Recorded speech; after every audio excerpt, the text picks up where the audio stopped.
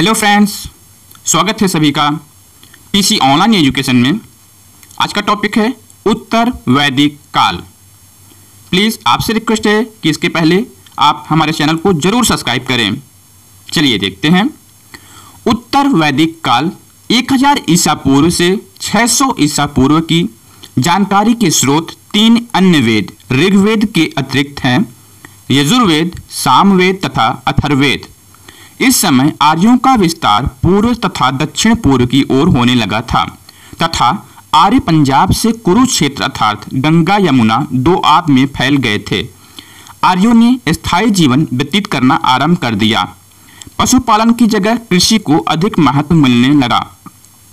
उत्तर वैदिक आर्यों ने जिस विस्तृत क्षेत्र पर निवास किया उसे आर्यावर्त ने संज्ञा दी।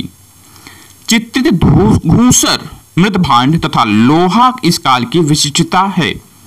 ऐतरेय ब्राह्मण में वर्णित शासन प्रणाली, क्षेत्र शासन उपाधि, पूर्व प्राची क्षेत्र शासन साम्राज्य उपाधि सम्राट, पश्चिम प्रतीचि शासन स्वराज उपाधि स्वराट, उत्तर उदीची शासन वैराज्य उपाधि विराट, दक्षिण शासन भोज्य उपाधि भोज। सामाजिक संरचना। समाज में स्त्रियों की स्थिति में गिरावट उत्तर वैदिक काल में दर्ज की गई। महिलाएं अब अधिक स्वतंत्र नहीं थीं। उन्हें सभा की सदस्यता से वंचित किया गया। महिलाएं परिवार में सम्माननीय थीं तथा धार्मिक कार्यों में भाग लेती थीं, किंतु उत्तर वैदिक ग्रंथों में पुत्री जन्म को अच्छा नहीं माना गया था। वर्ण भेद कर्म मूलक ही था, किंतु धीरे धीरे यह जन्म मूलक बन रहा था। 600 ईसा पूर्व के आसपास जाति के रूप में वर्णों का परिवर्तन सामाजिक व्यवस्था के लिए नई बात थी। समाज में ब्राह्मण तथा क्षत्रिय विशेषाधिकारों का उपभोग करने लगे थे।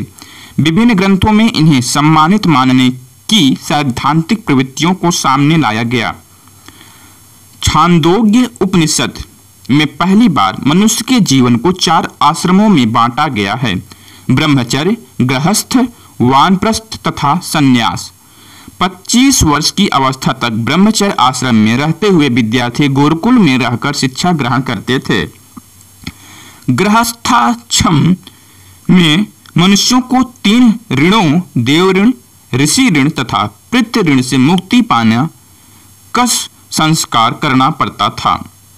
गृह निर्माण तथा वेशभूषा के तरीकों में अधिक परिवर्तन नहीं हुआ था। संगीत तथा नृत्य मनोरंजन साधन थे। नाटकों का मंचन होने लगा था। इसे सैलूस कहा गया है। वीणा वादकों के बारे में भी जानकारी मिलती है। तैत्तिरीय ब्राह्मण के अनुसार ब्राह्मण सूत का, क्षत्रिय सन का और वैश्य ऊन का यज्ञोपवीत धारण करते थे। श्वेताश्वर उपनिषद रुद्र देवता को समर्पित है, जिसमें उनका शिव के रूप में वर्णन है। अथर्ववेद में मवेशियों की वृद्धि के लिए प्रार्थना की गई है। सबसे बड़ा तथा सर्वाधिक लौह पुंज अतरंजी खेड़ा से मिला है। पांचाल राज्य अपने दार्शनिक राजाओं और तत्वज्ञानी ब्राह्मणों को लेकर विख्यात था। ब्रात्य तथा निषाद नामक अनार्य जातियों की चर्चा उत्तर वैदिक ग्रंथों में मिलती है। वे वैदिक संस्कृति का पालन नहीं करने के कारण ही अनार्य कहलाए। आर्थिक जीवन। संपत्ति पर एकाधिकारता की प्रवृत्ति उभरी। धनवान व्यक्ति इभ्य कहलाते थे। लोगों ने खेती के व्यवसाय को अपनाया क्योंकि लोहे के प्रसार ने खेती को सुलभ बना दिया। कृषि से अन्य तथा उद्योग धंधों में भी प्रगति आई। निष्क, शतमान तथा कृसल जैसे सिक्कों की चर्चा मिलती है। वणिक संघों, गण तथा श्रेष्ठिन के अस्तित्व में आने की सूचना उत्तर वैदिक ग्रंथों से भी मिलती है।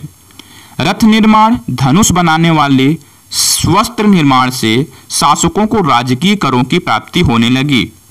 वाणिज्य में विस्तार के कारण वैश्यों को भी महत्व मिला। शतपथ ब्राह्मण में कृषि की चारों क्रियाओं जुताई, बुआई, कटाई तथा मड़ाई का उल्लेख हुआ है। हल को सिरा कहा जाता था। मिट्टी के एक विशेष प्रकार के बर्तन बनाए जाते थे जिन्हें चित्रित धूसर मृदभांड पेंटेड ग्रे वायर PWG कहा जाता है। काठक संहिता में 24 बैलों द्वारा खींचे जाने वाले हलों का उल्लेख मिलता है। तैत्तिरीय उपनिषद में अन्य को ब्रह्मा तथा यजुर्वेद में हल को शीर कहा गया है। राजनीतिक व्यवस्था। ऋग्वैदिक कालीन कबीलों ने जनपद रूप ग्रहण किया। कुरु तथा पांचाल जनपद सबसे अधिक प्रसिद्ध थे। विदेह के राजा जनक, काशी के अजातशत्रु आदि प्रसिद्ध दार्शनिक थे। उत्तर वैदिक अधिकारी वर्ग। कार्य और अधिकारी। कार्य राजा का सलाहकार पुरोहित, राजा का उत्तराधिकारी युवराज, रथवाहक सूत, कोषाध्यक्ष संग्रहित, कर संग्रह करने वाला भागदूत, जुए का निरीक्षक, अक्षवाप छत्र, आखेट में राजा का साथी, गोवीकर्तन, दूत, पालागन, ग्राम प्रशासक, ग्रामणी, सेना का प्रधान, सेनानी, पुलिस अधिकारी, जीवग्रीव, न्यायाधीश, ग्रामवादिन। उत्तर वैदिक यज्ञ। राजसूय। राजा के राज्याभिषेक के अवसर पर यह यज्ञ किया जाता था। इस यज्ञ के माध्यम से राजा में दिव्य शक्तियां प्रत्यारोपित करने का कार्य होता था। वाजपेय। राजा अपने शौर्य तथा शक्ति प्रदर्शन के लिए इस यज्ञ का आयोजन करता था। इसमें रथ दौड़ के माध्यम से जनता का मनोरंजन भी किया जाता था। अश्वमेघ। साम्राज्य विस्तार तथा पड़ोसी शासकों को चुनौती देने के लिए यह यज्ञ आयोजित किया जाता था। इस यज्ञ में घोड़ा राजा के प्रभुत्व का प्रतीक माना जाता था। अग्निष्टोम। पशु बलि की प्रणाली को इस यज्ञ का मूल माना जाता था। अग्निदेव को प्रसन्न करने के लिए इसका आयोजन होता था। सभा तथा समिति जैसी संस्थाओं का नियंत्रण कम हुआ और राजा या राजन अधिक शक्ति संपन्न होने लगे। राजा मंत्रियों तथा अधिकारियों की सहायता से शासन करता था। अधिकारी वर्ग रत्निन कहा जाता था। शासकों ने राजसूय, वाजपेय तथा अश्वमेघ यज्ञों के माध्यम से अपनी शक्ति में वृद्धि की। एकराट, सम्राट, स्वराट जैसी उपाधियों को शासकों ने ग्रहण किया। राजा का पद वंशानुगत होने लगा। अथर्ववेद में राज्याभिषेक का उल्लेख है, जिसमें प्रजा द्वारा चुनाव की परंपरा कमजोर हुई। न्याय व्यवस्था में राजा का निर्णय महत्वपूर्ण था। सामान्य मुकदमे घरेलू स्तर पर ही निपटाए जाते थे। छोटे न्यायालय ग्रामवादिन कहलाते थे। उत्तर वैदिक काल में संग्रहित भागदूत, सूत, गोवितकर्तन जैसे अधिकारियों का अस्तित्व सामने आया। प्रांतीय शासन तथा पुलिस व्यवस्था भी सामने आई। धार्मिक जीवन।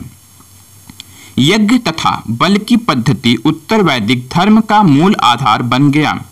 यज्ञ के साथ साथ कई अन्य अनुष्ठानों का भी प्रचलन आरंभ हुआ, जिसमें पुरोहितों की भूमिका महत्वपूर्ण हो गई। इस काल में इंद्र के स्थान पर प्रजापति सर्वाधिक महत्वपूर्ण देवता हो गए थे। देवियों को भी देवकुल में जगह मिली। विष्णु को मनुष्य जाति के दुखों का अंत करने वाला मानकर महिमा मंडित किया गया। विभिन्न कर्मकांडों तथा अन्य विश्वासों का विस्तार हुआ। जादू, टोने तथा भूत पिशाचों के विश्वास ने धर्म में स्थान बनाया। उत्तर वैदिक काल में प्रजापति, जो देवकुल में सृष्टि के निर्माता थे, को सर्वोच्च स्थान प्राप्त हो गया। उत्तर वैदिक काल में ही बहुदेववाद, वासुदेव संप्रदाय एवं षण दर्शनों का बीजारोपण हुआ। पूषण शूद्रों के देवता के रूप में प्रचलित थे। ऋग्वैदिक काल में वह पशुओं के देवता थे। धार्मिक अनुष्ठान तथा यज्ञों में मंत्रोच्चारण की प्रधानता के कारण ब्राह्मणों का वर्चस्व बढ़ा। ब्रह्म, जीव, आत्मा के दार्शनिक मतों पर भी चर्चा की जाने लगी। पंच महायज्ञ।